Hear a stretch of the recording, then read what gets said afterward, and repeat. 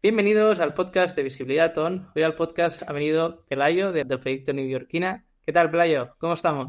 bien, bien. Muchas gracias, Josep, por invitarme. Encantado de estar aquí y pasar un rato con vosotros. Un placer que hayas venido. Te contacté por LinkedIn porque de refilón encontré vuestro proyecto, lo bicheé un pelín y dije, guau, esta gente tiene que venir aquí, miré tu perfil de LinkedIn y dije, creo que podemos aprender un montón de cosas.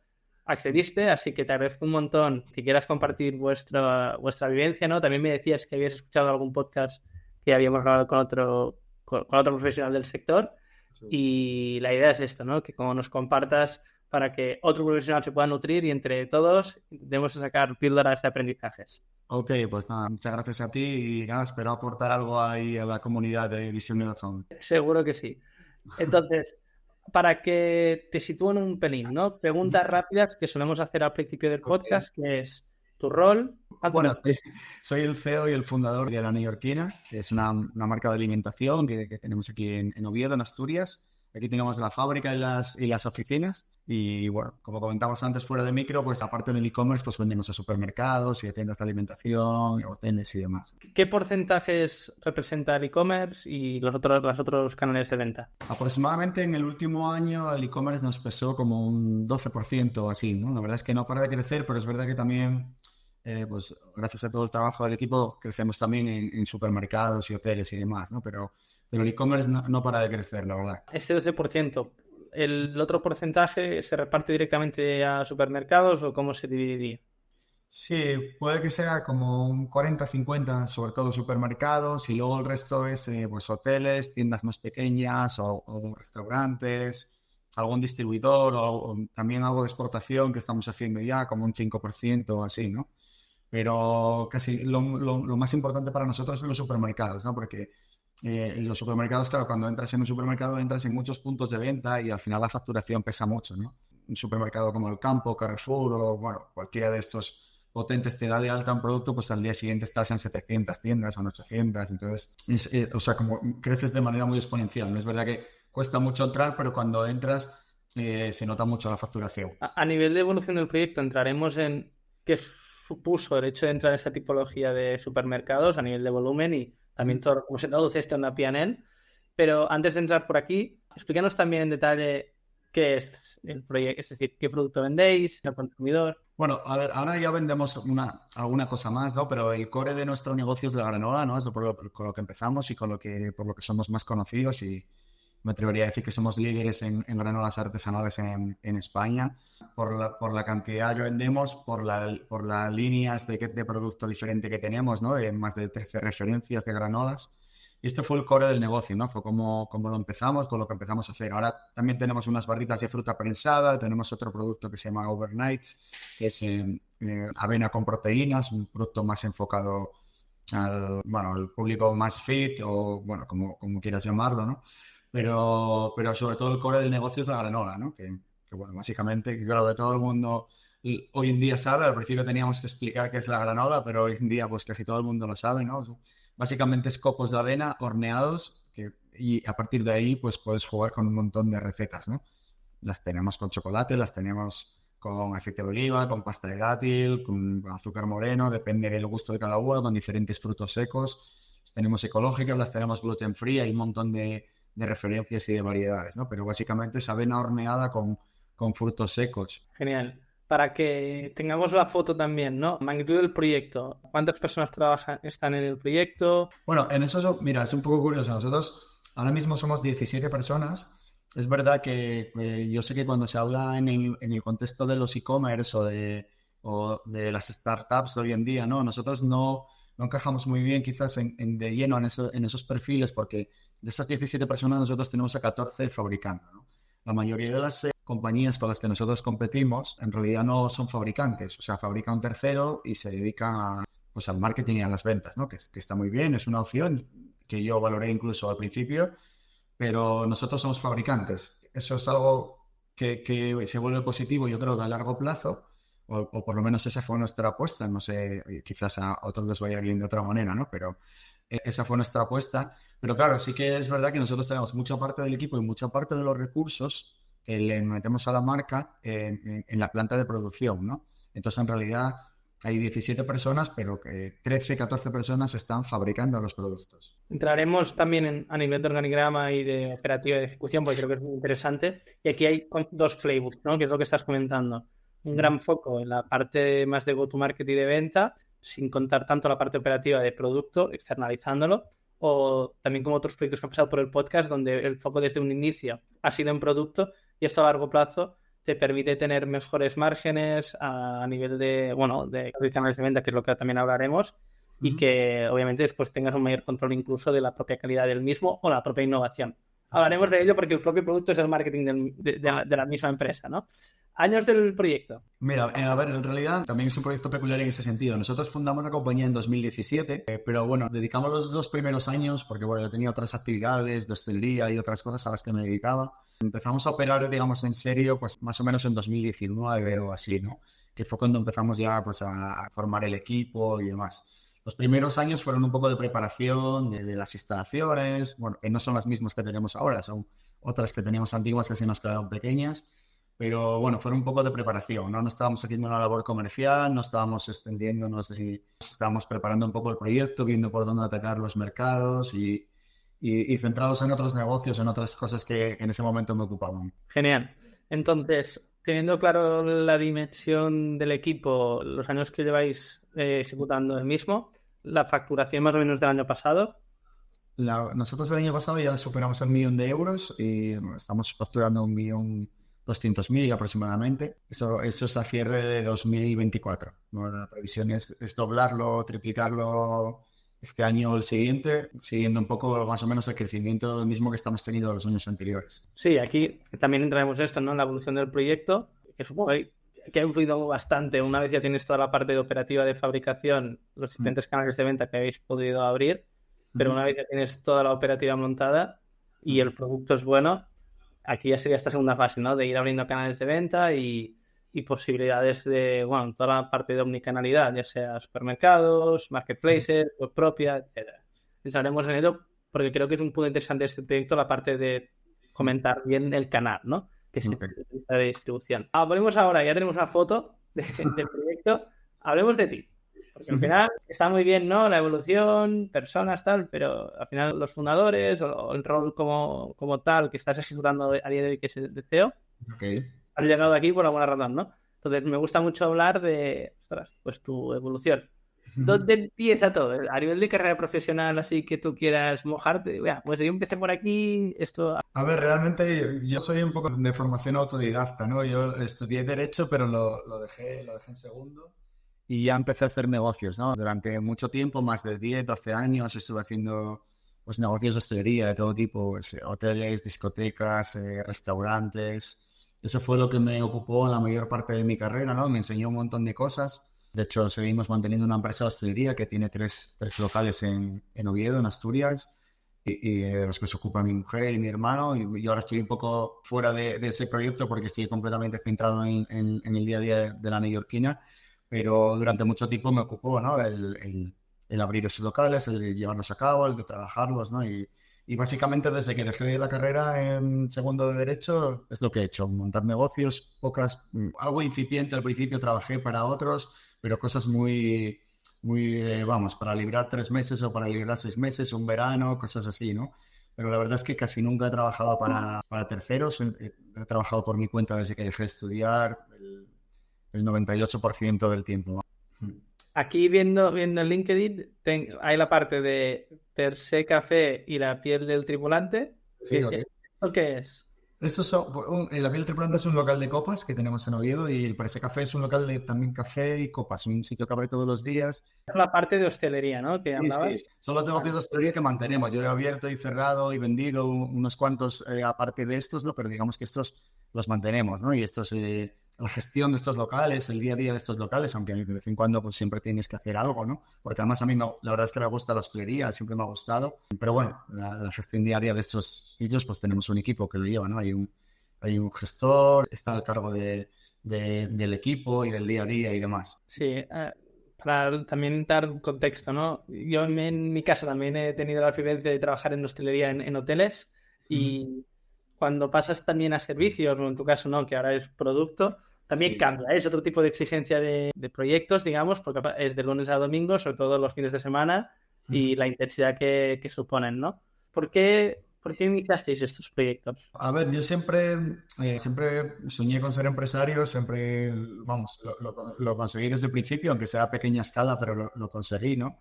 A mi pequeña escala local, pero siempre tenía como en el horizonte pues montar algo que trascendiera un poco de mí mismo o de cualquier local que pudiera tener éxito a nivel local, ¿entiendes? O sea, no, un negocio de hostelería está muy bien, es un negocio a lo mejor pues famoso en la ciudad donde estás, que tiene mucho público, que es reconocido y demás, pero no deja de ser eso, ¿no? O te pones a abrir más locales y haces una cadena o eso no sale de ahí nunca. Y bueno, la verdad es que crecer en hostelería es difícil. Alguna vez lo valoré en hacer alguna cadena de hostelería y demás, pero requieren de mucha inversión, muchos problemas en cada sitio, con ayuntamientos, con licencias, con un montón de lío, personal fuera que no puedes ver. Equipo, sí, sí. Sí, me parecía demasiado complejo para hacerlo. Y entonces, bueno, la verdad es que me gustaba mucho la alimentación, me gustaba mucho el mundo de la salud, de la alimentación, de la nutrición. Era una cosa que me interesaba mucho, sobre la que leía y sobre la que a nivel personal me interesaba. Entonces empecé a buscar por ahí, ¿no? Empecé a buscar proyectos de algún producto de alimentación y demás. Y fue como surgió un poco en un viaje a Nueva York, que por eso se llama la New York, la marca, ¿no? Aprovecho para contarte lo que seguro que me lo preguntarás. En Nueva York, en un viaje de puro ocio, pues surgió el descubrir la granola, que quizás pues era algo que ya había pasado por delante de mis ojos, pero en aquel momento no era nada conocido en España, la verdad. En Estados Unidos o en Inglaterra sí, pero yo no había sido consciente del tema de la granola nunca. Y la probé ahí por primera vez en un local de pura casualidad, pero ya ahí pues, mis inquietudes y tal, pues empecé a indagar, empecé a ver que había marcas allí bastante incipientes que estaban haciendo cosas chulas en Estados Unidos, que estaban dando la batalla pues ahí a ¿Esto qué multinacionales. año era, más o menos? Esto fue como igual 2015, 2014 por ahí, porque ya te digo, luego cuando regresamos aún tardamos en montar el proyecto y luego todavía tardamos en lanzarlo, ¿no? Pues yo tenía la verdad que muchos negocios en ese momento de hostelería, muchas cosas arrancadas, o sea, mi día a día estaba completamente ocupado, ¿no? Entonces, digamos que esto es como que se me encendió ahí una luz, ¿no? Y dije, bueno, esto era un proyecto que yo le iba dedicando tiempo cuando podía y poco a poco fui poniendo ladrillo a ladrillo y al final lo sacamos. O sea, esto fue a raíz de un viaje que tú Eso, haces a Nueva York. eso es. Ves que esto creo que es también muy sano, ¿no? El hecho de cuando viajamos, y esto también son genes, ¿no? De ir Sí, detectando tendencias en otros mercados, sobre todo el mercado anglosajón, que justo he salido ahora de una reunión de un proyecto de Estados Unidos que venden suplementación alimentaria. Y un mismo producto vendido allí que aquí, allí es que el mercado es enorme, ¿no? Entonces es mucho más exponencial y después, como tú muy bien habéis ejecutado, ¿no? Porque ya no solo la idea, sino la ejecución, trasladarlo al mercado hispano. eso Ok, es. tienes esta idea, tú tenías los proyectos de hostelería que a día de hoy aún siguen, pero después tengo aquí el LinkedIn y veo cofundador, no sé si es al baile, sí, es al baile, ¿no? Sí, sí, Al eso. baile, la temprana. ¿Esto qué Sí. es? Es un restaurante. Es un Vale. restaurante que tenemos en Oviedo, en una antigua casona del siglo XVII, un sitio muy chulo, que nos surgió la oportunidad de poder coger y con la experiencia que teníamos, bueno, yo creo que el saber hacer que teníamos de otros locales, pensamos que podíamos hacerlo bien y bueno, la verdad es que está yendo bien, pese a que cuando lo abrimos, pues a los 6 meses saltó la pandemia. O sea, Te voy a preguntar por el año de fundación. sí, sí, sí, lo abrimos en septiembre de 2019, si no recuerdo mal, y en 2020, marzo, saltó la pandemia, así que imagínate, la verdad es que el negocio fue bien desde el principio, pero la pandemia fue un palo porque era un negocio recién abierto, con una inversión bastante grande hecha, un montón de equipo, y bueno, pero logramos sobrevivir y ahora la verdad es que está yendo bien y ya te digo, en el día a día de ese negocio está mi mujer atendiendo todo y un equipo que tiene con ella, pues un gerente y encargados y demás que la ayudan con los locales y yo estoy centrado en el tema de la neoyorquina, pero vamos, no deja de ser lo que me dio de comer y donde un poco surgió todo, ¿no? Bueno, ya te digo que si voy a Oviedo ya los tengo apuntados porque yo siempre voy a través del Google My Business y pongo el filtro de que tengan más de 4 estrellas y un Muy mínimo bien, de reseña. muy Así que he bien. mirado las reseñas y pinta muy bien, ¿vale? Por encima del 4,5, así que Muy bien. ahí voy a escapar unos días a hacer surf por ahí que aún no he ido. Ahora tengo que pasarme, así que ya lo tengo apuntado. Serás Genial. bienvenido, Josep. Fantástico. Entonces, Ok, por lo que sea, lo que hemos dicho, ¿no? Te vas de viaje a New York, ves el producto, ves la tendencia. De aquí a ejecutarlo, ¿cómo va el proceso? Mira, verás, en ese viaje a Nueva York, yo siempre que salía, pues sobre todo a grandes capitales donde surgen todas las tendencias, siempre iba con mi ojo, pero de emprendedor, pero sí, aunque fuera de ocio, pues siempre me interesaba, ¿no? Ver cosas nuevas. Y la verdad es que siempre estaba mirando más cosas de propuestas de negocios de hostelería, ¿no? Oye, pues mira este local, o cómo lo ofrecen, o qué propuesta comercial tienen, o incluso temas de decoración, o de cómo presentaban la carta, o de productos y demás, ¿no? Y iba más buscando eso y al final acabé encontrando un producto que me llamó la atención, ¿no? Y lo que hicimos de ese viaje a la vuelta, pues fue empezar en un pequeño obrador que tenemos en uno de los locales, en el que, bueno, hay una cocina donde se sirve la comida para el restaurante y demás, y luego hay un pequeño obrador en la parte de atrás donde se hacen los postres y la repostería para el local y demás, ¿no? Y entonces ahí pues empezamos a hacer unas pruebas de granola. Oye, pues que he visto esto en Nueva York, vamos a hacerlo y empezamos como a venderlo, a regalárselo a algún cliente. Bueno, empezó a gustar aquello, ¿no? Y ahí yo empecé a ver que empecé a investigar, empecé a ver que había marcas también en Inglaterra, alguna marca en Alemania, que estaban haciendo cosas similares, ¿no? Y pensé que podía funcionar y en mi cabeza ya empezó a construir un poco un mundo alrededor de eso, ¿no? De sacar un proyecto centrado en ese negocio, ¿no? En 2017, yo entiendo que es cuando empezáis en este pequeño obrador, bueno, obrador, que era uno de los restaurantes. ¿Qué restaurante era? Sí, en el restaurante, bueno, el local del Perse Café tiene un pequeño obrador donde se hacen tartas y demás, ¿no? Que ahora sirve ese obrador para los postres del restaurante y sirve para la repostería que se sirve en la cafetería. Entonces ahí, porque todavía no estaba abierto ni siquiera el restaurante en ese momento, fue después cuando lo abrimos. En ese momento teníamos ese pequeño obrador y ahí fue donde empezamos a hacer las primeras pruebas de granola, incluso los primeros paquetes se vendieron desde ahí, ¿no? ¿Cómo se fabrica la granola? Una tonta, pero La granola la puedes hacer en casa si te apetece, ¿eh? Lo que pasa es que, bueno, vas a acabar primero comprando la de la neoyorquina, pero en casa puedes hacer granola, pues que básicamente es mezclar avena con cosas que te gusten, ¿no? Pues puedes echarle almendras, nueces, añadirle unas cucharaditas de aceite de oliva para que se humedezca y poder hornearla sin que se te queme. Y luego, pues el endulzante que quieras, pues puedes hacerlo desde con azúcar moreno, pues miel, o si no quieres ningún tipo de azúcar de estos, pues puedes añadirle pasta de dátil o algún tipo de cosa que le haga el toque dulce, ¿no? Sea más saludable o menos, según como tus preferencias.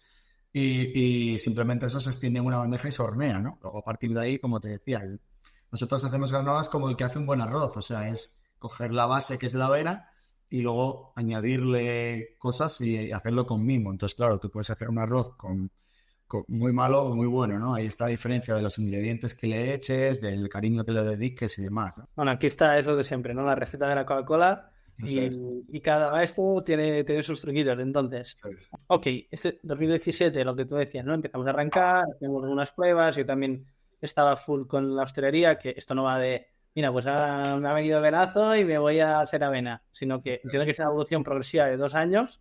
Estos 2 primeros años, que entiendo que estáis en el obrador Ujú. del propio restaurante, o no, no lo sé, ahora también nos explicarás, 2017-2018, entiendo que fue así, ¿no? ¿Cómo fue la evolución estos 2 primeros años? Sí, ahí vamos, como queríamos, digamos, probar barato, porque era una cosa, la granola tuya, incluso le preguntabas a la gente de tu entorno y en aquel momento pues nadie sabía lo que era, ¿no? Quizá gente más joven o gente que había estado viviendo fuera, en Inglaterra, Estados Unidos, pues podían conocerlo, pero digamos que el 80% de la gente no tenía ni idea de lo que era, ¿no? Ahora nos suena un poco raro porque gracias a todo el ruido que hemos hecho nosotros y a todas las marcas que han venido detrás, pues se está conociendo mucho el mundo de la granola, pero en aquel momento pues era como la kombucha. Cuando hablabas hace 10 años de kombucha nadie sabía lo que era, ¿no? Ahora pues la mayor parte de la gente te guste o no te guste, sí que sabes lo que es.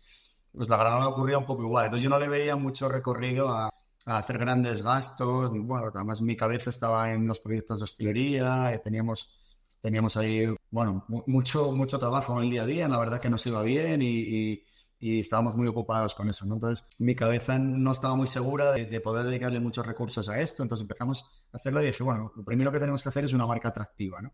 Entonces, bueno, contando un poco la historia de que lo conocimos en Nueva York, pues se nos ocurrió el nombre de la neoyorquina, de que en realidad era un poco, pues guardar respeto a dónde conociste el producto, de cómo tal, ¿no? Entonces, las primeras recetas que hicimos fue un poco imitando aquella que habíamos probado en Nueva York, entonces era como la neoyorquina, esta que sabe como la que probamos en Nueva York, como no sé qué, se quedó ahí un poco el nombre, ¿no?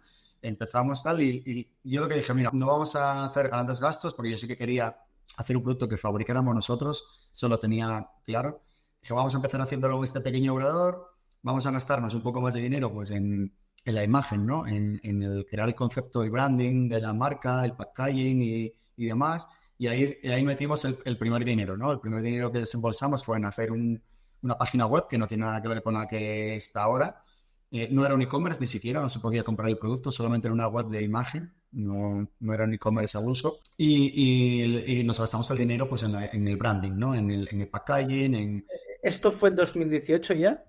Sí, principios de 2018 ya fue cuando le dedicamos ese tal y ya teníamos una receta, teníamos una imagen, teníamos una página web y teníamos un primer producto con su envase bonito, ¿no? Que es la granola original, que fue la primera con la que empezamos, la del paquete naranja. Y esa la teníamos solo en un formato, solo en un tamaño, solo una referencia, pero ya teníamos algo, ¿no? Y era algo que tú se lo presentabas a la gente y era presentable porque era un paquete muy bonito, muy llamativo, una marca novedosa, un producto elaborado por nosotros, que también tenía esa historia de que de verdad lo hacíamos nosotros, ¿no? Una granola elaborada con aceite de oliva virgen extra, con miel de Asturias, con almendras de Valencia, no sé qué, era un productazo y era algo que podías enseñar, ¿no? Con una imagen bonita. Entiendo que lo interesante también de esta tipología de productos es que a nivel de materia prima, teniendo negocios de hostelería detrás, a nivel de no eran grandes cantidades y que eran asumibles para después la propia producción, ¿no? Porque a nivel de, en esos momentos, a nivel de merva de este producto, se generan muchos, ¿no? Bueno, merma tiene, porque cuando a ver, siempre se te queda el producto pegado en las bandejas o, bueno, alguna vez sí que puede caer o lo que sea, ¿no? En los bolos grandes donde se hace la mezcla con el aceite o con lo que lleve la receta. Imagínate una receta con chocolate, pues siempre se te quedan cosas pegadas en las paredes de los recipientes o en las bandejas, ¿no? Bueno, ahora lo tenemos bastante optimizado, pero es verdad que hay una pequeña merma, siempre ocurre. En todos los productos de alimentación hay una pequeña merma, ¿no? No, te lo comentaba más que nada por estos inicios Lean, ¿no? De, hey, vamos probando poco a poco, vamos a ver también el momentum del mercado, porque sabemos que en Estados Unidos va a estar petando, o en Sí. mercados anglosajones como Reino Unido, y aquí aún la gente no sabe lo que es. Esto también creo que es interesante, ¿no? Porque si tú ya empiezas desde el día uno, aunque tengas el capital, y te lías a hacer la fábrica, tal, no sé qué, no sé cuánto, pero no tienes las ventas, te destrozan el negocio y como te hayas endeudado, bueno, ahí la puedes liar parda, ¿no? Claro, yo eso tengo claro y lo sé, Robert. Primero que yo tenía mi sueldo, digamos, porque yo vivía de la hostelería, ¿no? Entonces podía dedicarle un poco de dinero y un poco de tiempo a este proyecto, pero lo que me daba de comer a mí era pues mis otros negocios que me ocupaban el 90% del tiempo. Pero sí que esto pues le veíamos un recorrido a largo plazo, pero la verdad es que cuando empezamos allí, pues primero no te conocía nadie, no tenías experiencia en alimentación, no tenías equipo para salir a vender el producto, tampoco tenías una gama suficientemente amplia para presentar una propuesta a una cadena de supermercados o algo así, ¿no? Que es muy difícil. Entonces fuimos aprendiendo a golpes con eso, ¿no? Porque de repente ¿y cómo llamamos a los de Carrefour? ¿Y cómo llamamos a los de Corte Inglés? Y no sé qué. Y era como, ¿esto por dónde empezamos? ¿Qué teléfono? ¿Quién? No sé cómo, qué propuesta. O sea, te hablaban de cosas además que tú desconocías, ¿no? No sabías de las teclas que había que tocar para eso. Y la verdad es que fue un aprendizaje difícil y largo. Y fuimos un poco construyendo el resto de referencias, el resto de la marca, el resto del equipo, yendo adaptándonos a lo que intuíamos que necesitábamos para seguir creciendo. Pero sí, fue difícil ahí y la verdad es que nunca lo hubiéramos conseguido si no llega a ser porque nosotros teníamos los otros negocios, ¿no? O sea, esto o entra un inversor y mete dinero para que tú despliegues todo eso y tardes pues un par de años en hacerlo rentable o sacarlo adelante, o bien sería inviable porque si no... Bueno, pero incluso hablando del concepto del momentum, ¿no? Aunque tú en ese momento hubieses levantado de inversión, si el mercado aún no estaba lo suficientemente, no digo maduro, pero sino que hubiese una demanda activa real, por mucha inversión que te entre y que apliques, si no hay mercado que te lo compre, porque has entrado demasiado, demasiado pronto, te lo comes, o si tienes más pasta que te quieran poner, lo aguantas, ¿no? Pero dicho esto a nivel de concepto, la evolución de ese 2018, hacéis la marca. Cuando hacéis la marca desde cero, ¿Os apoyáis con una agencia, un freelance externo? ¿Lo hacéis vosotros? ¿Cómo hacéis la marca, el packaging? Mira, ahí fue el primer punto que hicimos fuerte, fue decir, oye, la marca es muy importante, es un producto que destaca mucho por lo que va en el interior, pero yo tenía clarísimo que la marca era muy importante, ¿no? Entonces ahí recurrimos a una agencia potente que nos gastamos casi todo el presupuesto que teníamos para esto, nos lo gastamos en el packaging y en la página web, ya te digo, que no era un e-commerce ni nada, pero nos gastamos en eso lo que no nos habíamos gastado pues en la fábrica ni nada, porque de momento teníamos nuestro pequeño obrador donde empezamos todo, ¿no? Entonces ahí nos gastamos y recurrimos a una agencia líder en el tema del packaging, también porque teníamos dudas, yo sabía qué tipo de marca quería comunicar, pero también no conocía como conozco ahora, pues son los claims que hay que poner, ¿no? Para cuando te ponen en un lineal de un supermercado, yo qué sé, pues desde el tamaño que tiene que tener la bolsa para que los supermercados te la afecten mejor, los colores con los que tienes que jugar, los claims que hay que poner en el pack, ¿no? Me hicieron ver también cosas con otros ojos, ¿no? Porque yo en ese momento ya estaba tan metido en el mundo de la granola que pensaba que todo el mundo iba a saber lo que era. Y digo, oye, que es que la gente no sabe lo que es la granola, que esto hay que comunicarlo de otra manera, ¿no? Que hay que llamar la atención de otra manera. Y entonces, bueno, te ayudan con todo eso y la verdad es que ese fue un punto importante.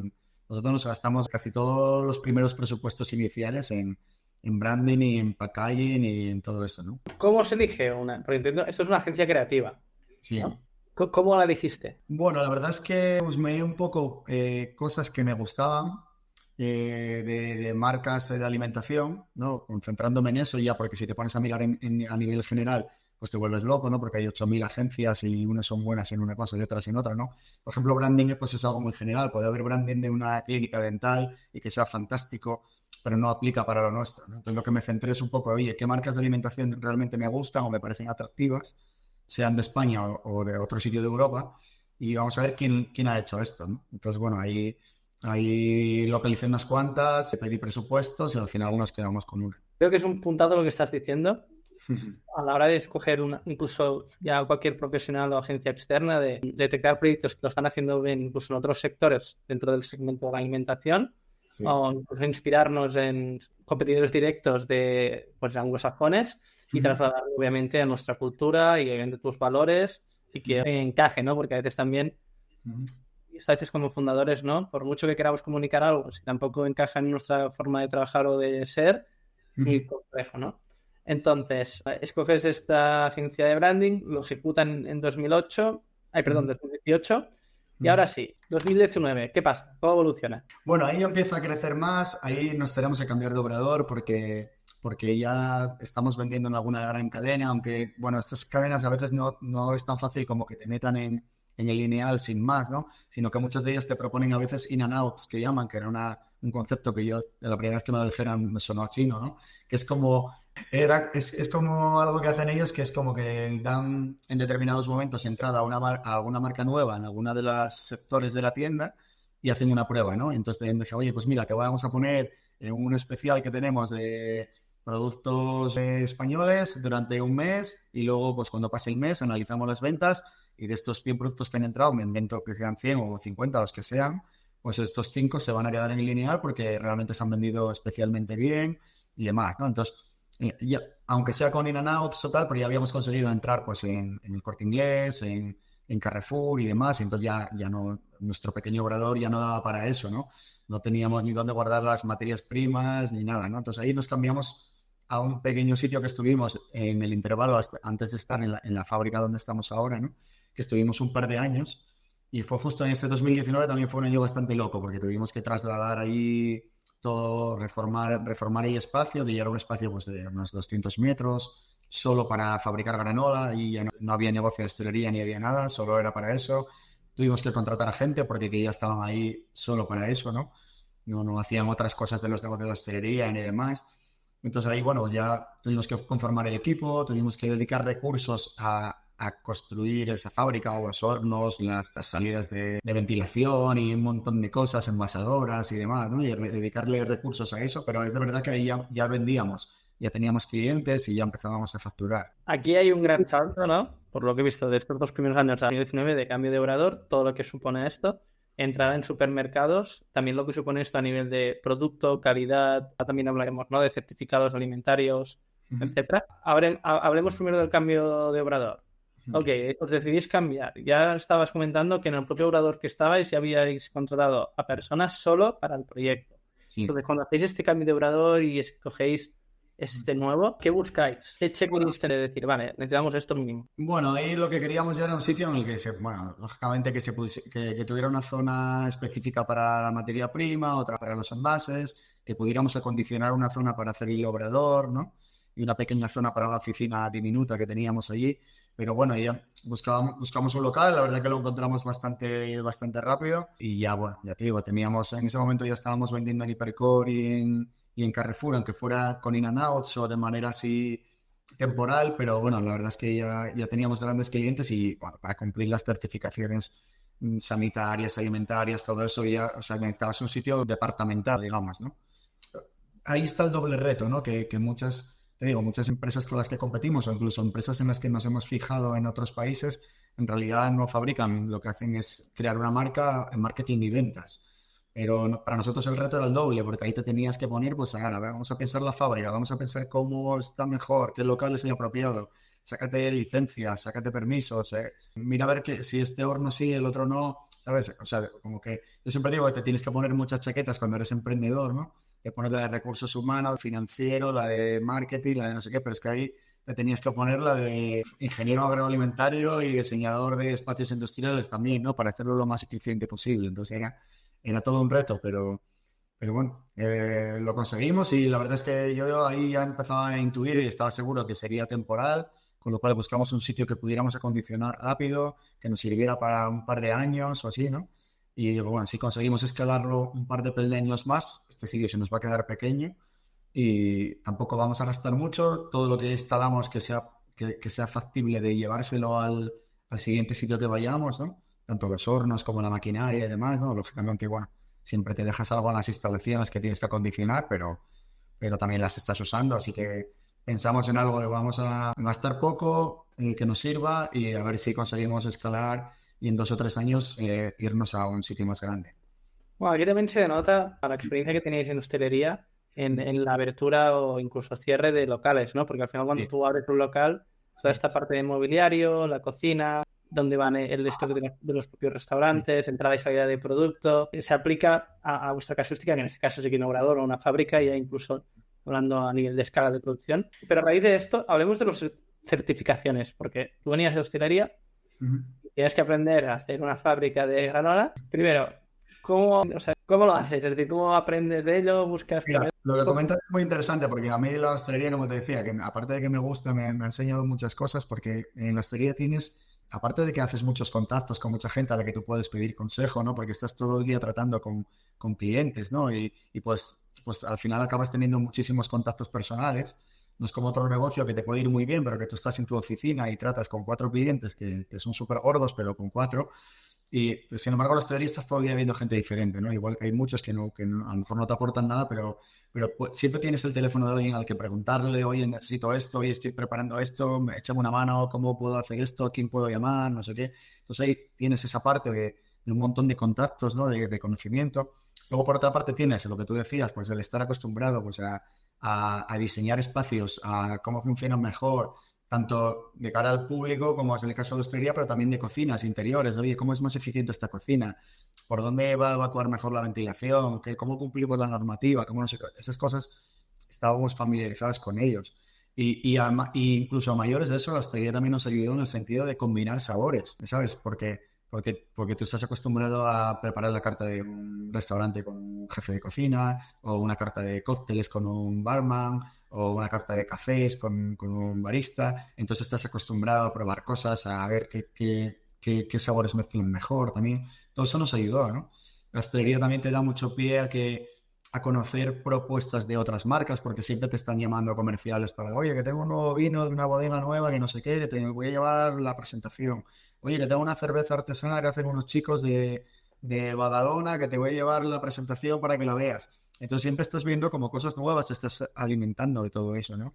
Y yo creo que eso a mí siempre me ha ayudado. O sea, yo siempre estaba receptivo a todas esas cosas, ¿no? Y me ayudó a ver cosas que no tenían nada que ver con lo que yo estaba preparando, pero a lo mejor una bodega de vino, pues Lógicamente yo no estoy haciendo granola o vino, pero a lo mejor de una presentación de una nueva bodega de vino, pues me quedo con, ostras, pues mira qué bien pensado está esto, mira qué presentación más chula o qué estrategia de marketing más chula, o sabes, o qué packaging más chulo. Entonces puedes coger cosas, ¿no? Y entonces arrastramos todo lo que podíamos de los conocimientos de la hostelería y los que nos sirvieron bien y los que no. Quizá los que menos encontramos es lo que te digo, ¿no? De cara a cómo vas a por los supermercados o esa estrategia comercial, porque eso era algo que no tenías nada de atrás. O sea, Aquí no es el place como puede ser en hostelería y hacerlo bien solo, ¿no? Sino aquí claro, hay cambiado.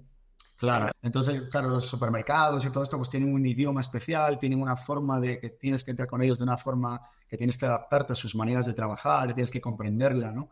Y eso para nosotros era completamente nuevo y ahí sí que no teníamos nada que traernos de la hostelería. Entonces, bueno, eso fue una parte reto importante. Hablemos de esto, ¿no? ¿Cómo se entra en un Carrefour o en un Supercore en 2019 que, por decirlo así, hacía nada que acabáis de empezar? Es decir, no erais, no erais nadie, ¿no? Sí, ¿cómo se hace? Es complejo, es muy complejo. Hay que tener mucha paciencia, mucha ¿A qué resiliencia. sobornasteis? No, no teníamos dinero para sobornar a nadie. Pero, por ejemplo, el Corte Inglés, yo me acuerdo de la primera vez que es que había llamado 110 veces hasta que el comprador de cereales me cogió el teléfono. 110 veces, te digo, porque lo tenía en el teléfono, las llamadas a no le llamas a él directamente, llamas a una centralita y te pasan, pero comunica, o está reunido, o no sé qué, o ahora no te puedo atender, o ya te escribirá un email, o manda lo que quieras por email y ya te contestarán y nunca te contestan. Entonces, claro, al principio o sea, era para llorar, porque es que no te recibías ningún feedback. O sea, no es, oye, dime, mira, tu producto no encaja porque es caro, o porque no me gusta, o porque tengo ya otro de la competencia que me parece mejor, o porque creo que no se va a vender y yo no puedo poner cosas que no se vayan a vender, por lo que sea. Pero no, el caso es que, sí, qué marca más chula, ya te llamaremos, y como cuando vas a echar un currículum de trabajo, ¿no? Ya te llamaremos.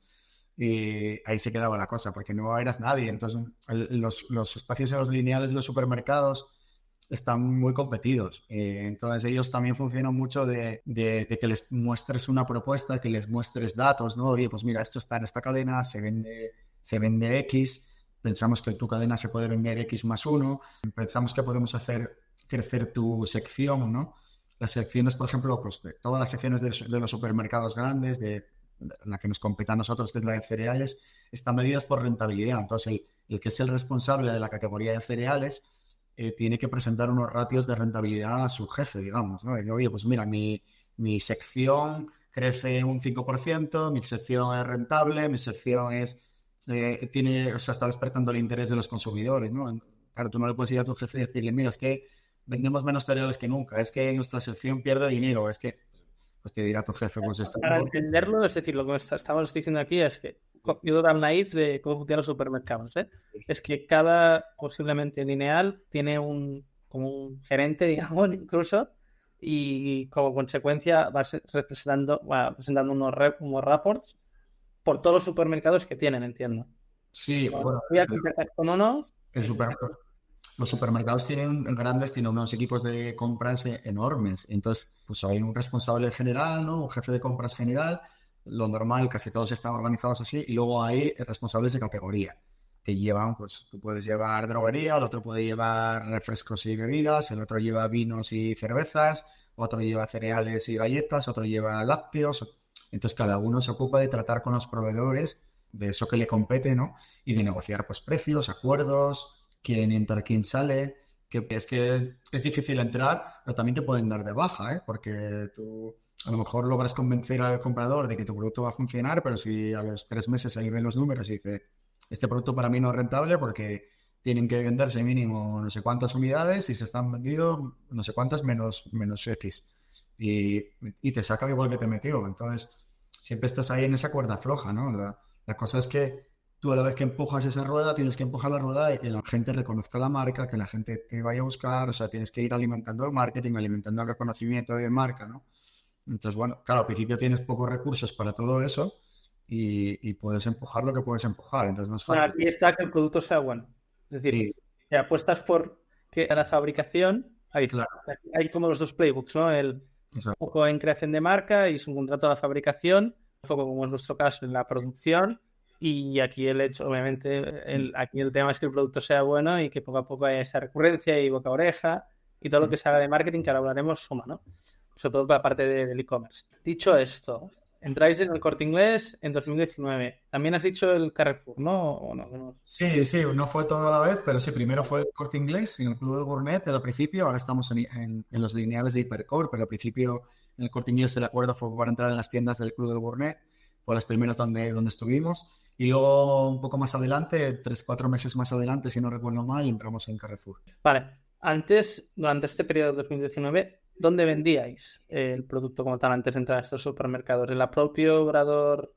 Sí, no, vendíamos en pequeñas tiendas porque eran más accesibles para nosotros, ¿no? Pues tiendas locales, sobre todo aquí en Asturias, algunas en Madrid, en Barcelona.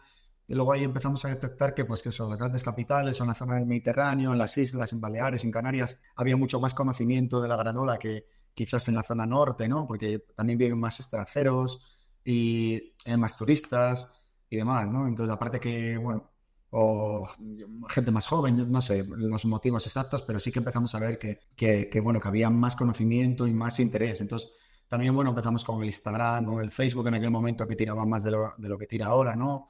Pues muchas pequeñas tiendas nos iban conociendo, nos pedían el producto, la verdad es que era una marca muy atractiva, el producto estaba muy bien.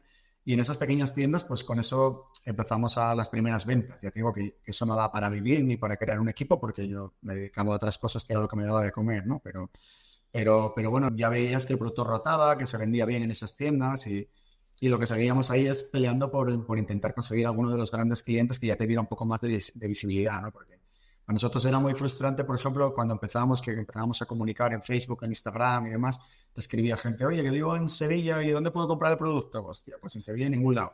Porque no lo hay en ninguna gran cadena, no tengo ninguna tienda pequeñita en Sevilla que lo venda, entonces nada.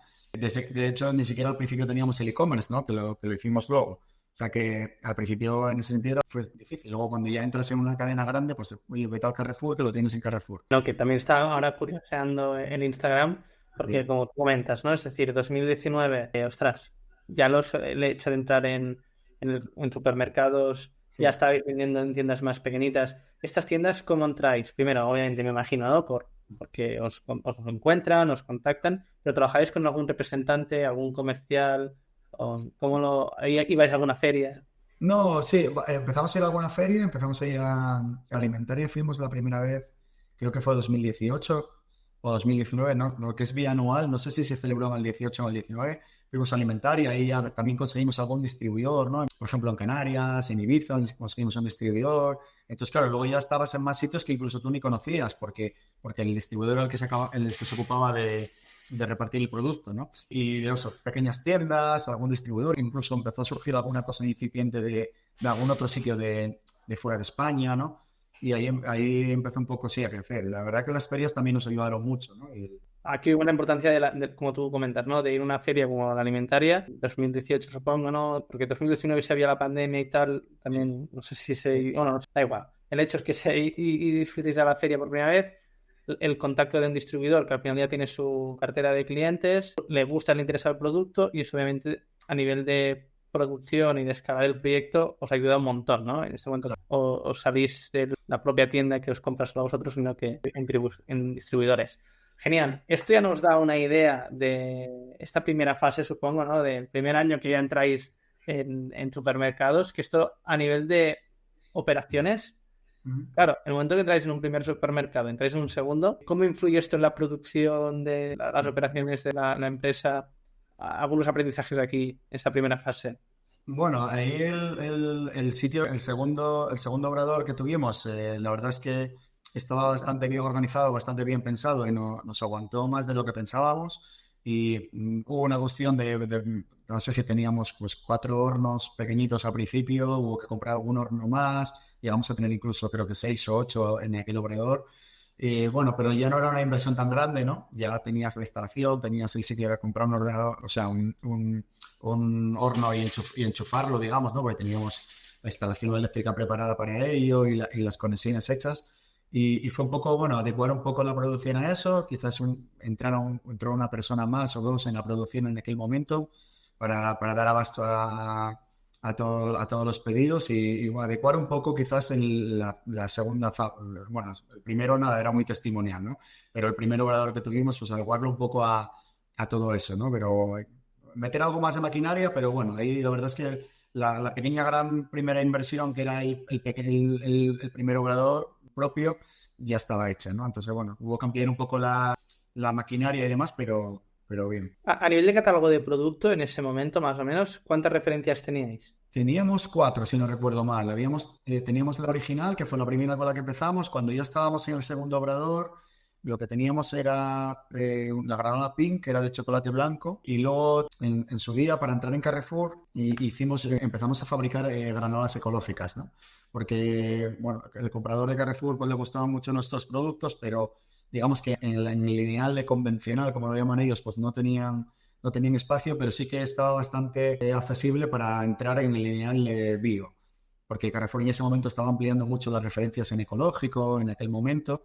Era un momento bueno para eso, no sé si ahora mismo, creo que no está tanto por la labor de eso ahora mismo, pero en aquel momento era un buen momento para ampliar referencias bio, porque al contrario que en las convencionales, que tenía una lista enorme de proveedores que querían meter producto, en el bio le ocurría al revés, ¿no? Tenía que meter productos bio y no había tantos y menos hechos en España.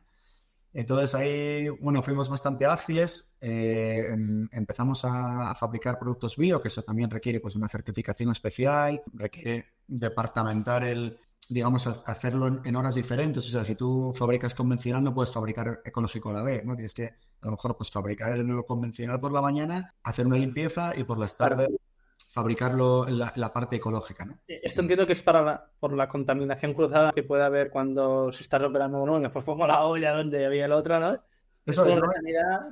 No es tanto como en el gluten, porque en el gluten hay que tener un cuidado. De hecho, a día de hoy nosotros tenemos productos gluten free, pero es que donde estamos ahora hay 2 obradores, ¿no? Hay un obrador grande donde se hace lo convencional y ecológico, y hay otro obrador un poco más pequeño donde se hace todo lo gluten free, pero están completamente separados.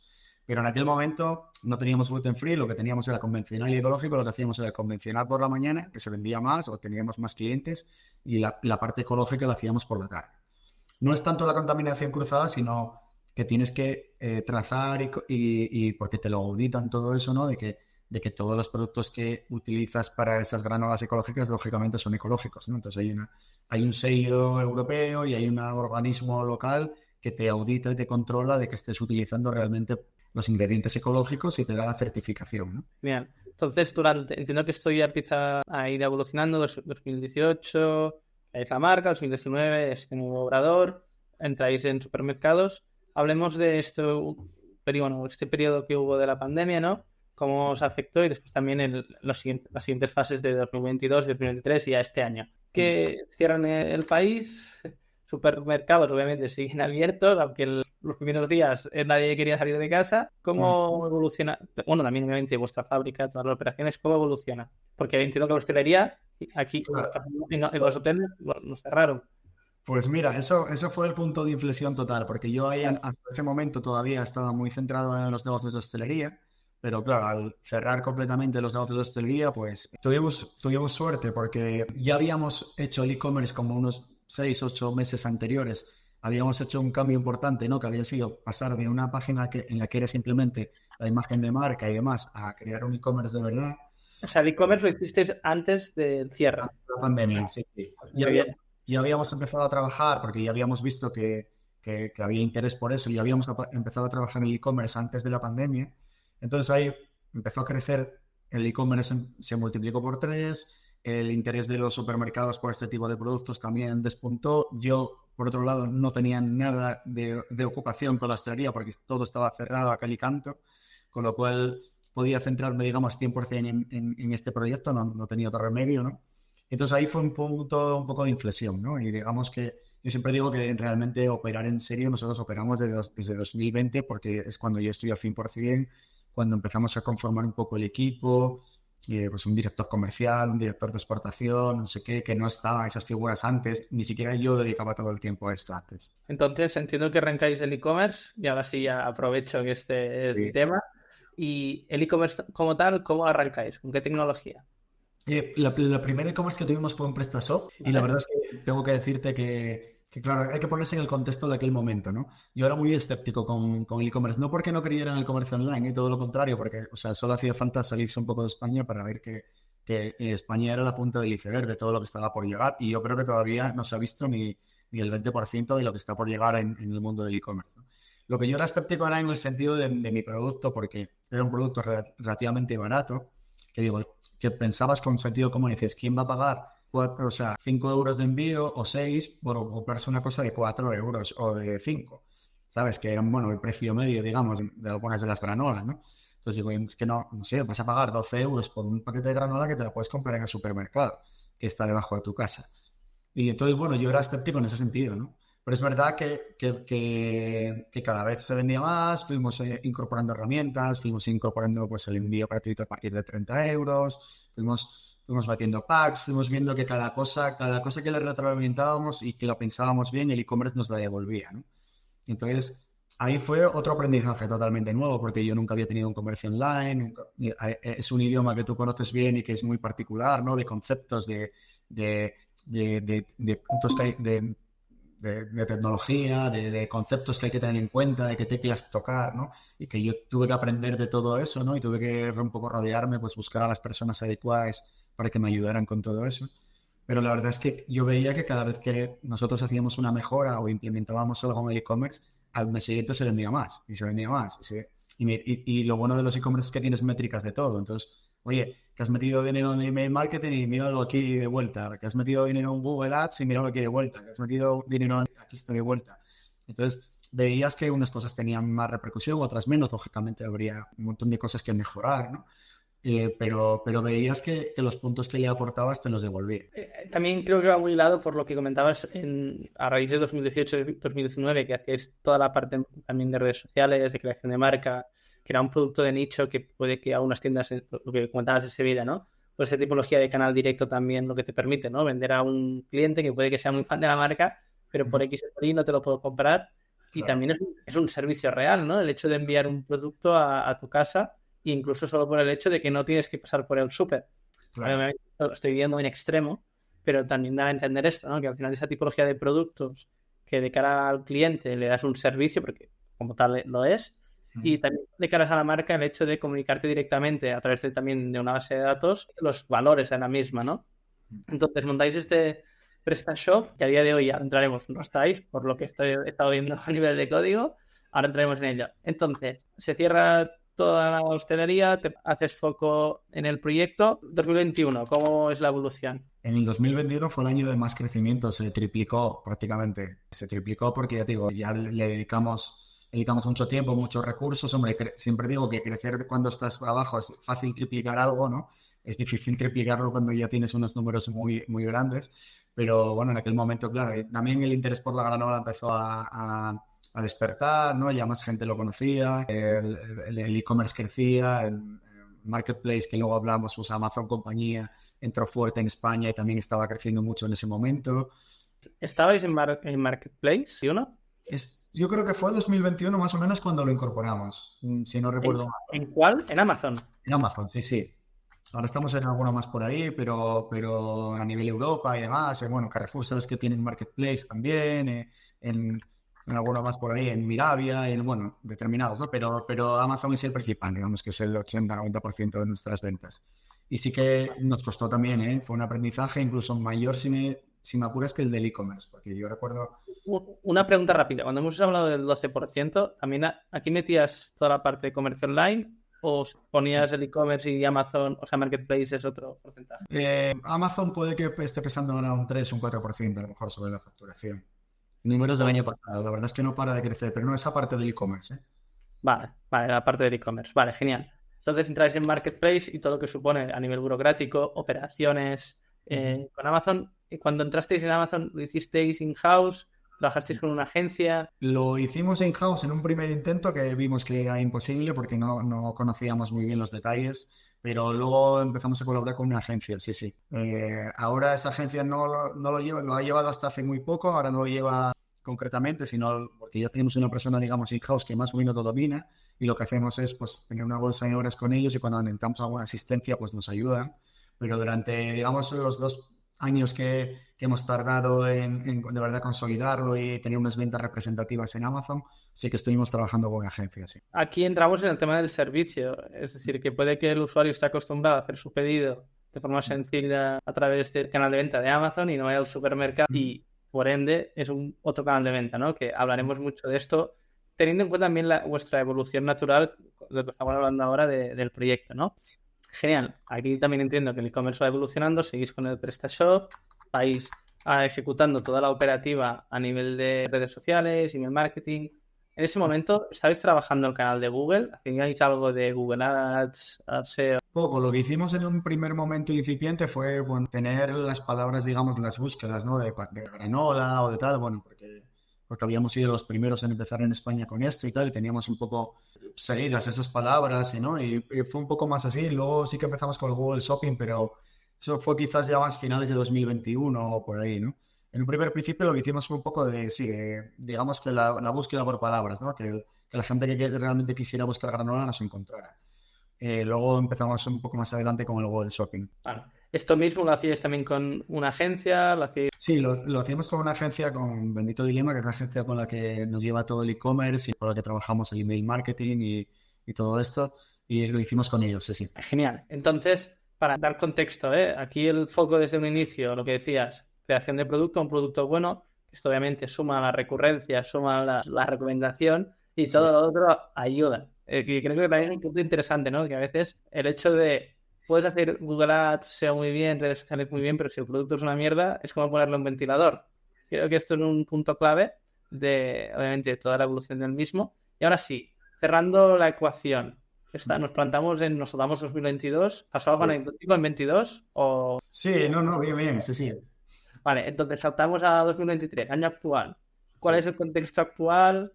Hablemos un poco del go-to-market del proyecto, ¿no? Es decir, hemos entendido las operaciones, hemos entendido la evolución natural que tuvisteis, entrar en supermercados, es donde está obviamente el gran pool de ventas que tenéis a día de hoy, pero poco a poco la evolución de esta parte más digital, ¿no? De la propia comunicación de la marca, de la transacción directa con el cliente con vuestro e-commerce, que ahora lo tenéis en Shopify. La migración a Shopify, ¿cuándo la hicisteis? La migración a Shopify yo creo que fue como principios de 2022 o así, ¿no? Es verdad que luego le pegamos otro remeneo el año pasado, ¿no? Digamos, pero de cambiar cositas y demás, y ahora estamos pendientes de una nueva remodelación, pero la verdad es que yo seguía marcas en Estados Unidos y seguía conceptos y Shopify me encantaba. Y no tengo nada que decir malo de PrestaShop, pero la verdad es que las webs que yo más me gustaban siempre daba la casualidad que le preguntaba al técnico, ¿y esta qué tecnología es? Es Shopify. Entonces, bueno, hicimos una serie de pruebas y la verdad es que estamos muy contentos con eso y lo que haremos será pues cambiarnos a alguna plantilla superior o lo que sea cuando la remodelemos, pero continuaré de momento en Shopify seguro. Y hilando con esto, porque me he encontrado con proyectos industriales donde su canal principal es el supermercado, digamos, y entrar un pedido a través del e-commerce a su RP y que eso pase a producción o a la parte de packaging, porque también incluso la venta en e-commerce es diferente que a la del supermercado, a nivel de packaging y de envío, es un follón. ¿Cómo lo planteáis? Bueno, esto es un lío. O sea, a ver, nosotros los clientes profesionales en los pedidos te llegan o bien porque tienen, algunos de ellos, como grandes cadenas y tal, tienen un software propio que te envía los pedidos, ¿no? A un correo o donde tú les determines, pero con un software propio. Y la mayoría de los clientes si no piden a través del email y luego todo lo que llega de Shopify llega, eso es B2T, ¿no? Entonces eso ya, pues la web te envía el email del pedido, pero entra por varios canales, la verdad. Los grandes supermercados suelen entrar a través del email y no a través del e-commerce, ¿eh? O sea, los clientes profesionales nunca nos piden a través del e-commerce. Sí, a esto me refería, ¿no? Es decir, yo ahora compro un producto en Shopify y lo que me encontraba, siempre la conversación que había, aparte de la parte de go-to-market, era yo estoy acostumbrado a enviar palets, a enviar un sobre de granola de 75 gramos. No, porque aquí en la parte de preparación de pedidos, pues o sea, hay 2, 3 personas a veces, depende del momento, pero ellos están muy acostumbrados, ¿no? Pues a lo mejor uno está preparando el pedido de Carrefour y paletizando cajas y poniendo pues unas pegatinas de códigos de barras o la información que tengan que llevar esos palés, y otro está preparando los pedidos del e-commerce, que son más menudeo, ¿no? Que son pues una bolsa de esto, una de la otra, no sé qué. Entonces se divide un poco el trabajo, ¿no? Pero vamos, todo llega a los 2 centros de trabajo, los 2 ordenadores que tenemos en la zona de logística. Entonces, en un ordenador pues entra todo lo que es Amazon y e-commerce, y en el otro entra todo lo que son pedidos de clientes profesionales. Entonces, ellos organizan un poco el trabajo, ¿no? Normalmente los clientes profesionales te piden con más con más margen de tiempo. No te piden 4 palés para entregar mañana, sino que te suelen mandar pedidos graduales y suelen tener, sin embargo, el e-commerce es al revés, es poca cantidad, pero tiene que salir en el día o al día siguiente como mucho, ¿no? Tiene que llegar al cliente, lo ideal sería que fueran 24 a 48 horas. A veces no podemos cumplirlo, pero bueno, siempre intentamos cumplir que sea 24 a 48 horas. Bueno, esto es uno de los grandes retos de las marcas de alimentación que están acostumbradas o que han crecido y que su negocio está obviamente en el puro retail. Es otro tipo de picking y de salida del producto y después la venta que te viene, que va creciendo poco a poco con el cliente directo, ¿no? Pero creo que solo esto daría para un podcast. Genial. Entonces, siguiendo ahora con la propia temática, ¿no? El go-to-market. Creo que a lo largo de la evolución del proyecto lo hemos comentado, pero crear un buen producto, hacer un buen branding, tener un packaging que si la persona que lo está escuchando hoy mientras que vea la web, verá que no es para nada neutro el packaging, sino que creo que es la idea, ¿no? Y el objetivo. Sí, claro. Esta evolución de la marca, del branding y del packaging, entiendo, ha ido evolucionando, ¿no? ¿Habéis hecho un cambio radical? No, lo que es el logotipo, por ejemplo, y el concepto de los packs, el frontal y demás, ha ido evolucionando matices, ¿no? O añadiendo a la colección, pero siempre hay que respetar el original, ¿no? Esto de poner la gran ola con separados un poco de identidad de la marca, pues el logotipo es el primero con muy pocos matices que tuvimos, ¿no? El de la neoyorquina sí que baja como una especie de rombito y demás. Eso todo es bastante... La verdad es que no hemos encontrado manera de cambiar lo que nos gustara más, ¿no? Y las cosas que funcionan, sí que pues a los nuevos diseños o nuevas recetas que sacamos intentamos darles otros colores, otras imágenes, ¿no? Pues en una sale una chica haciendo surf, en otra sale un camión con alas, en otra sale... La verdad es que nos rompemos mucho la cabeza con eso y somos bastante atrevidos, ¿no? Porque en el mundo de la alimentación pues todo tiene que ir como muy lineal y marcas muy lineales y nosotros un poco trasladamos cosas de otros sectores, ¿no? Al frontal de los supermercados, ¿no? Donde todo es menos atrevido y donde tal, ¿no? Y la verdad es que ahí estamos rompiendo un poco, pero bueno, es verdad que, por ejemplo, el concepto del gran hola separado, el logotipo, pues, sujeta un poco la identidad de marca y con el resto nos permitimos un poco el jugar con colores, con formas, con mensajes. Vale, hablando de toda esta parte digital y de branding y la evolución, yo ahora tengo la boca delante y hay un punto que me ha encantado, que es la sección de ventajas del club, que es esta parte de gamificación para un e-commerce y la creación de comunidad, que creo que esto lo estáis dando muy bien. Primero, ¿cuándo empezáis a hacer esto? ¿Cómo surge? ¿Por qué? Y también ahora, obviamente, la propia implementación y resultados.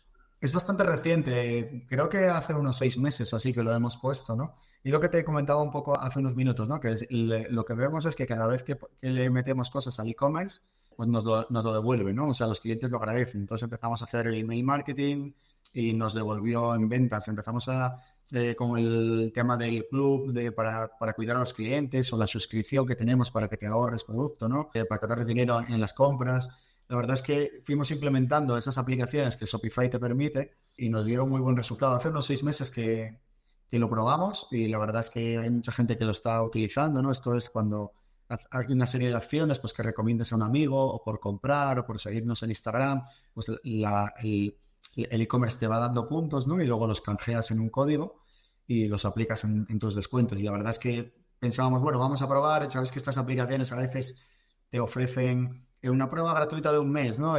Pues muchas veces, oye, pues con Javier, que es el técnico informático de la agencia Bendito Dilema, que nos lleva esto, oye, vamos a probar esto, a ver cómo funciona, tal, no sé qué, y lo probamos y vemos, luego lo analizamos, ¿no? Vemos, oye, pues está funcionando bien, lo vamos a dejar, o mira, no merece la pena, vamos a cambiarlo por otro. Bueno, ahí siempre estamos un poco bicheando, ¿no? Como decís, en el mundo del e-commerce y probando cosas, y la verdad es que cuando damos con una así, que además, oye, que a la gente pues hace que compre con un precio más atractivo, además, y que se sientan parte de la comunidad y tal, pues intentamos siempre esas cosas, la verdad que nos gustan mucho. No, que creo que es un punto muy interesante que tiene mucho margen de mejora en todos los e-commerce, esta parte de creación de comunidad, pero real, ¿no?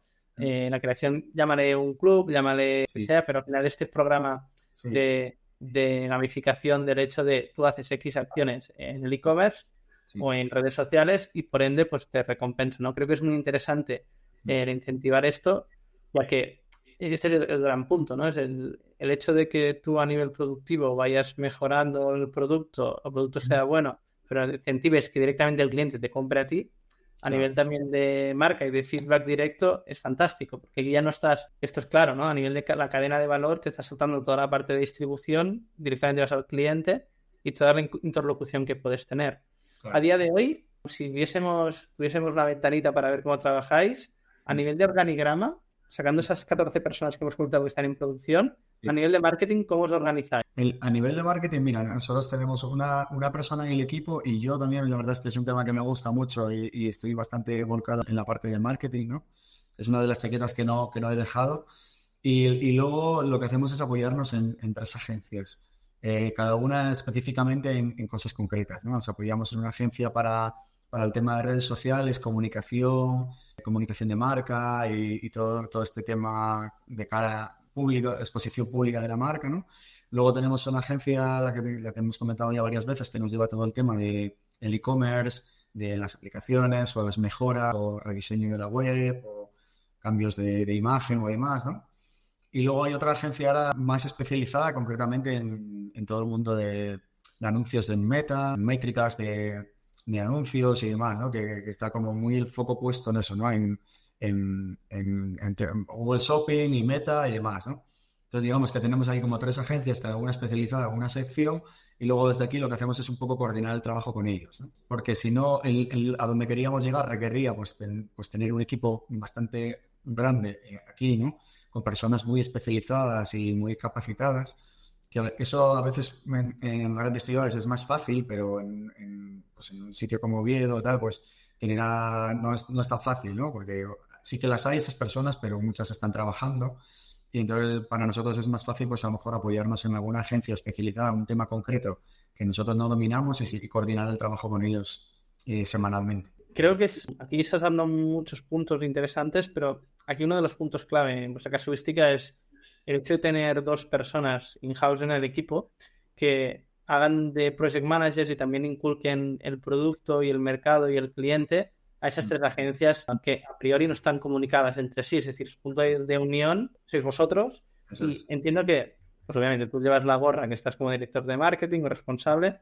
Hay otra persona que supongo que ¿Qué hace esta persona que está contigo? Sí, bueno, es una persona que ha entrado hace poco porque un poco claro, más que nada lo que hace es, pues la función que está empezando a ejercer es ayudarnos un poco pues, a coordinar toda la información que se traslada y las necesidades que se trasladan a cada agencia, ¿no? Y que no, pues los datos que nos remitan, analizarlos, oye, pues esto va bien por aquí, esto va bien por allá, oye, pues hemos sacado una referencia nueva, hay que comunicarla de esta manera, ¿no? Hay que enviarles la información para que la suban a la web, para que la suban a los diferentes puntos o para hacer fotografía o vídeo, lo que sea. Entonces, un poco coordinar todas esas acciones, ¿no? con las diferentes agencias. Claro, creo que es un punto clave, ¿eh? Y más, lo que quiero dar a entender es que no es lo mismo cuando una agencia tiene todo el ownership desde fuera, sin una comunicación directa, porque yo puedo hablar con el gerente, pero si el gerente no tiene el 50% de su tiempo en marketing, es muy complejo hacer la ejecución. Entonces, creo que es muy sano el hecho de que dentro de casa tengáis una persona, puntuativamente,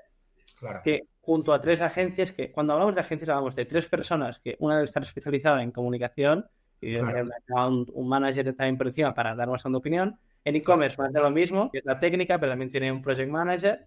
Y en Meta, pues la persona que debe Facebook Ads y Google Ads, ¿no? O otra. Pero donde quiero llegar es que estas 3 personas, como no tengan a alguien dentro de la empresa que los alinee a nivel de comunicación, ahora me tiene el tag de lo otro, ahora este producto se va a dar de baja, puede ser un caos, ¿no? Así que, primer punto, creo que es muy sano lo que habéis hecho y digo sano, también por ahora y como de caras a, ya no digo de agencias, sino como especialista dentro de SEO y Google Ads, de tener un interlocutor dentro que entiende de producto, entiende de mercado y me ayuda también, aunque sea con correos cruzados, pero comunícate con el de Shopify porque vamos a hacer este tema de SEO, o ahora hemos enviado los feeds de Merchant y también te tienes que comunicar con que está en el catálogo de producto, porque no, entiendo que no es un e-commerce que tengáis muchas referencias, pero bueno, cuando hay una baja, una subida o un cambio del producto, pues se tiene que comunicar, ¿no? Y probablemente que tú comentas, ¿no? Que no es lo mismo que estar en Madrid o Barcelona, en nuestro caso en Girona, es un gran punto. Lo que yo también he aprendido, en mi caso, ¿no? Estando en Girona, proyectos como en Trading o Cave Home o proyectos que son grandes a nivel de e-commerce, es el hecho de formar equipo in-house a través de profesionales, como tú dices, de agencias que ya lo están haciendo en otros e-commerce, pero que esa persona que está en casa forme, ¿no? Obviamente lo fidelices y aprenda. Lo chulo y lo interesante, Ahí ¿no? es la clave. Yo, bueno, las personas que, bueno, la persona que está ahora, lo que es mucho lo que digo, ¿no? Tienes la oportunidad de aprender de agencias que han llevado o llevan grandes marcas, que tienen mucha experiencia y la labor de coordinarse con ellos, pues no deja de ser que aprendas diariamente de todo, cómo hacen las cosas, cómo las desarrollan y demás, ¿no? Correcto. Esto creo que es un mensaje que ojalá, bueno, esto aún no hacemos shorts, ¿vale? Los podcasts, pero estamos en ello. Esto me lo apuntaría para hacerlo. Pero creo que son los grandes puntos porque con otros e-commerce que trabajamos, que no son de las principales capitales, lo hablamos mucho, el tema del talento, ¿no? Y este es uno de los temas clave. La persona que ya quiere vivir en Oviedo, aquí también depende de la edad, su trayectoria laboral y lo que quiera en su futuro.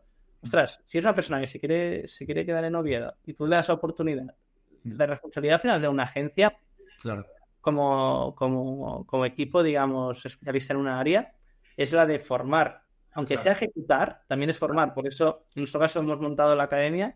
Esto parece autobombo, pero bueno, sí, lo es. Es autobombo. Al final hacemos SEO, Google Ads, pero da igual si yo lo estoy haciendo para un cliente en concreto o lo estoy Claro, haciendo a nivel formativo, porque el claro, discurso más o menos es lo mismo. Es cómo se traslada, ¿no? claro. Entonces, creo que es muy sano que tengas una persona que le encante el proyecto y que encima, si tiene actitud y ganas y quiere aprender, pues se apoya un montón de Eso es cosas. esa es la clave. Y yo creo que sí. Y la clave es que vaya cogiendo todos esos conceptos y que tenga, oye, que aproveche, ¿no? El estar rodeado de grandes profesionales que, bueno, vamos, todos los aprendizajes y todo ver cómo desarrollan las cosas y cómo se corrigen las cosas, ¿no? Es una gran oportunidad. Bueno, y que fuera de la ciudad también se vive muy bien, ¿eh? Es Sí, decir, claro. ese es otro tema. Que no queríamos este melón, pero bueno, que se está muy a gustito. Vale, genial. Pues vamos avanzando en el podcast para ir cerrando poco a poco. Creo que hemos tocado a nivel de go-to-market temas muy interesantes, pero sobre todo he querido destacar vuestro punto diferencial de la creación de marca, que es fundamental en un producto que tiene que ir en un lineal. Y después, por otro lado, la parte de gamificación, ¿no? Pasemos al apartado ya más de inspiración. Ostras, al final, vienes de hostelería, que los que hayan trabajado en hostelería y no estén escuchando saben lo que no es Sí. para... Es muy divertido y tal, pero es durillo. ¿Qué te ha inspirado? ¿Qué te mueve? ¿Qué ideas coges? ¿Qué libros, O sea, películas, podcasts sigues o te gustan o recomendarías? para eso siempre he sido muy inquieto, ¿no? Siempre me ha gustado mucho leer y me gusta mucho ahora el tema de los podcasts o ver series y demás. Intento coger cosas. Entonces, yo creo que es muy importante el traerte cosas de otros mundos, aunque no tengan nada que ver, ¿no? A tu mundo diario, ¿no? Entonces, ahí puedes sacar grandes conceptos. Yo he conocido gente y intento seguir esas pautas, ¿no? De gente que ves que se dedica a una cosa, pero luego llevan esos conocimientos a otra que no tiene nada que ver, ¿no? Porque lo que te decía antes, pues yo me acuerdo cuando en los negocios de hostelería pues recibía a comerciales que simplemente venían a presentarme una marca nueva, pues para mí era como un libro abierto, ¿no? Porque oye, a ver qué hace esta gente, cómo lo proponen, y entonces veía lo que... Además yo era luego partícipe en eso porque veía si alguna marca de esas luego despuntaba y crecía o no, o sea, a los 4 días desaparecía porque la gente no la consumía o lo que fuera, ¿no? Entonces veías que funcionaba el tema del packaging, que funcionaba la presentación de marcas, que funcionaba en el marketing y de verdad que me quedaba con muchas cosas de esas. Y luego aparte de todo eso, pues es muy importante viajar y viajar con los ojos abiertos, entrar a ver cosas, ¿sabes? Y por supuesto, pues leer. Yo siempre digo que el Internet está muy bien, hay mucho conocimiento en Internet, pero realmente la gente que sabe muchas cosas de algo lo pone en los libros, porque bueno, hoy en día puedes hacer mentorías o puedes hacer cosas para monetarizarlo, ¿no? Pero si tú eres un crack en el mundo del SEO, pues no, lo normal es que tus conocimientos los vendas en un libro o los vendas en una mentoría o los vendas a una empresa que te paga porque les ayudes. Pero no que los regales en Instagram o en YouTube, ¿no? Que bueno, puede haber casos, ¿no? De cosas que a lo mejor en Internet sirve para aprender mucho de determinadas cosas, puede ser, pero a mí muchas veces me sirve como punta de lanza o como algo incipiente para ver una tendencia, para ver algo, ¿no? Y luego si quieres escarbar más ya tienes que comprarte libros o tienes que pagar una formación de algún experto en algún tema o lo que sea, ¿no? No, 100%. Al final, aquí uno de los puntos clave que estás, o al menos que yo me llevo del podcast, es esta ingeniería inversa, ¿no? De ver el mercado anglosajón y estudiar cómo lo están haciendo otros y como consecuencia, pues trasladarlo a tu casuística. Y, por ejemplo, a nivel de SEO y de Google Ads hacemos un pelín lo mismo. No tenemos que inventar la rueda, que lo importante es ejecutar bien y ver qué otros players lo están haciendo bien nos gusta mucho ver las series de Estados Unidos y trasladarlo al mercado hispano. Claro. No porque sea mejor eso, pero sino por el hecho de que allí hay 400 millones de personas que hablan el mismo idioma. Claro. Y ahí una palabra clave es 10 veces más grande que la que hay en el mercado español, ¿no?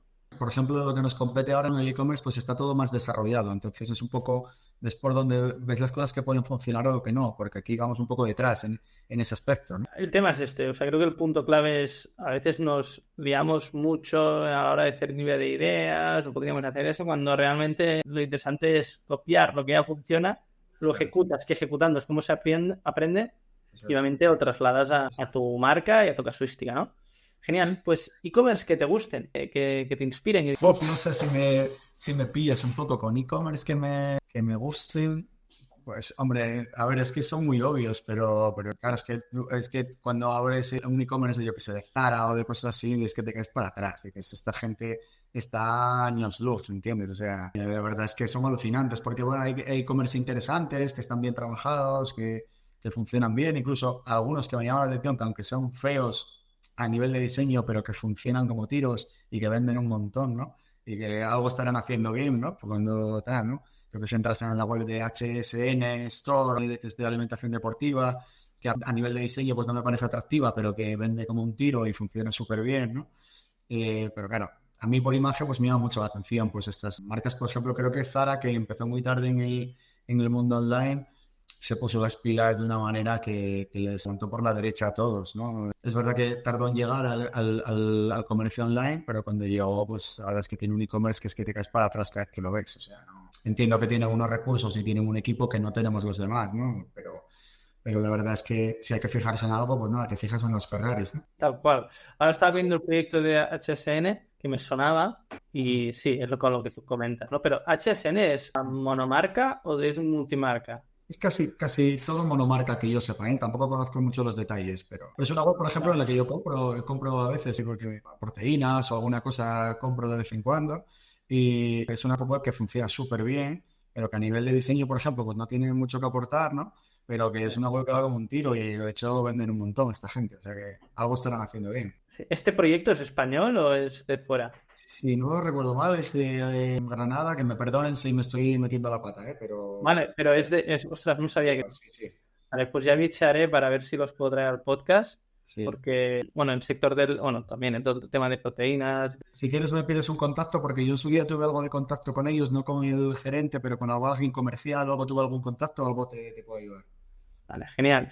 Pues a ver si los podemos llevar para que vengan al podcast y también que nos expliquen su historia. Pero sí, la tengo aquí delante y también me echaré un pelín porque sí que los había visto alguna vez. Por eso tenía dudas si era multimarca el e-commerce como tal, porque me sonaba también que había visto otras marcas. Pero vale, perfecto. Lo tendré en cuenta y los miraré. Vale, perfecto. Pues por mi lado, Pelayo, no sé si hay alguna cosita más que quieras comentar del proyecto. Llevamos aquí 1 hora y 20 minutos.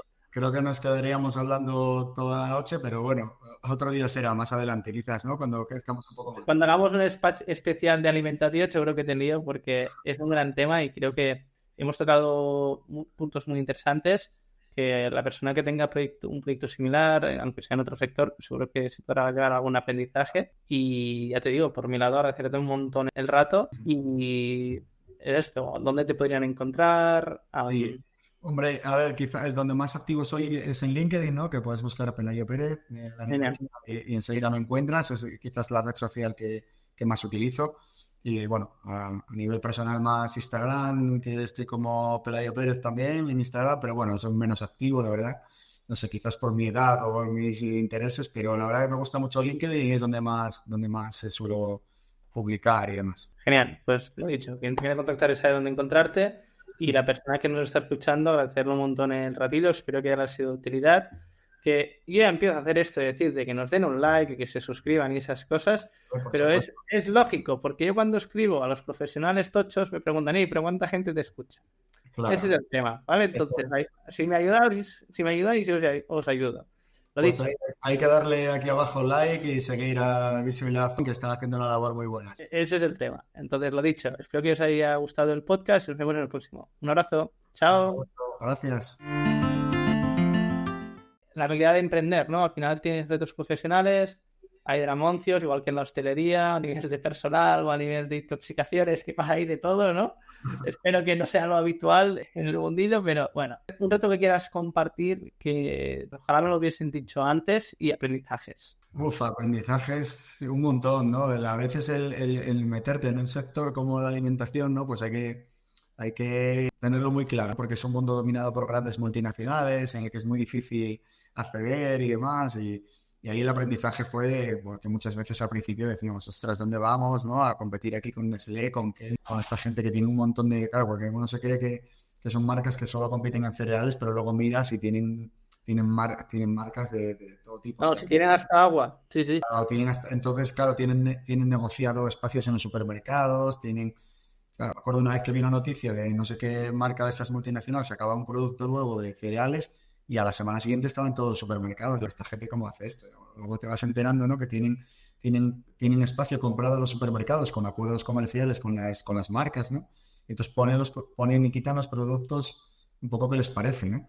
Y no siguen el proceso nuestro, digamos, para muchas cosas, para otras sí, pero la verdad es que es un mundo difícil, ¿eh? El aprendizaje fue a veces de decir, ostras, nos hemos topado contra un muro y no tenemos recursos ni conocimientos ni nada para pasarlo, pero bueno, logramos hacer un agujerito y nos hemos colado por él. Bueno, aquí es el tema, ¿no? También de las nuevas vías de comunicación, que ya, a diferencia de, bueno, obviamente anteriormente, ¿no? Que todo era televisión, prensa escrita, pues esto es lo que te permite, ¿no? Incluso mirando la web, ¿no? El ponerte tú como Claro. founder transparente, decir, hey, este es mi producto, o ahora lo estamos viendo con el caso de La Sirena con José Elías, que al final, o Claro. también el propio Elon Musk con X o otras marcas que trabajan, ¿no? El hecho de personificar las marcas y a través del uso de YouTube, Instagram, otro canal de comunicación, ¿no? Tienes ese poder y que luego al final, cuando logras que te den una oportunidad en un sitio de estos grandes, de repente puedes tener datos de que ves que el producto llama la atención, ¿no? Porque la gente quiere este tipo de productos, porque la gente los compra y los valora, y entonces los compradores de las grandes cadenas luego se dan cuenta, ¿no? Que estos productos rotan, que estos productos despiertan interés o que incluso llevan gente a las tiendas, ¿no? Correcto, correcto. Esto en el podcast de Aldous Bio hablábamos, en este caso, de implementación alimentaria, cúrcuma, etcétera. Su playbook fue empezar por Amazon. Y hablaba de esto, ¿no? Que al final Amazon es el mercado como tal. Obviamente hay productos que tienen más sentido o no en Amazon. Y si tu producto es bueno, la democratización de la propia venta del producto, la repetición, hace que te pongas arriba de todo, ¿no? Entonces, creo que es muy interesante lo que comentabas, ¿no? Esta barrera que hay en los supermercados, todo el contexto que nos acabas de dar, pero también esta pequeña abertura, ¿no? A nivel de comunicación a través de otros canales, donde, ostras, un nicho en el sector de alimentación, como puede ser la granola, es un gran mercado, ¿no? Claro. Y bueno, sinceramente, agradecerte un montón el rato. Creo que yo en el momento que te encontré por LinkedIn, vi el proyecto, me interesó un montón por la propia ejecución del branding, de la marca, del producto, como producto. Y sinceramente, después del podcast y los datos que nos has dado, creo que tenemos que seguir de cerca porque se está ejecutando muy bien. Así que felicidades. Muchísimas gracias, José. Me gustó mucho estar aquí contigo y esperamos dentro de un tiempo volver a repetir. Claro que sí. Os lo he dicho, ahora sí. Cerramos el podcast. A ti que nos estás escuchando, agradecerte un montón el ratillo y nos vemos en el próximo. Un abrazo. Un Chao. abrazo. Gracias. Hasta Vale. luego.